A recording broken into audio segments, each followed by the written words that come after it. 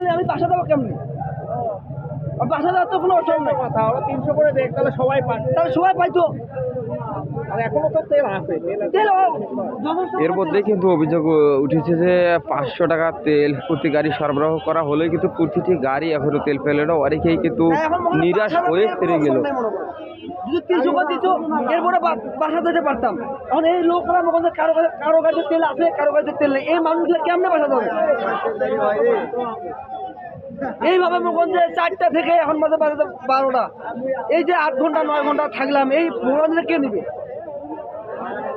আপনারা শুনছিলেন যে বিশ্ব মানচিত্রে বাংলাদেশের ঘটনা। আমি সরাসরি যুক্ত হয়েছি নীলফামারীর ডিবলা উপজেলার আলম পেট্রোল পাম্প থেকে।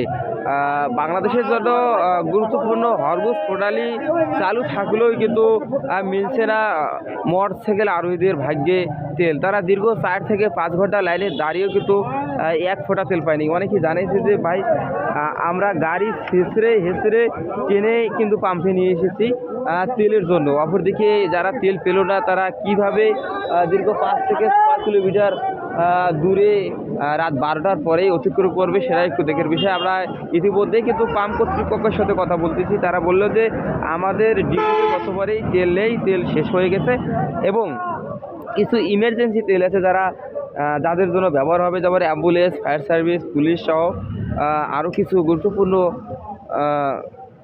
যানবাহনের জন্য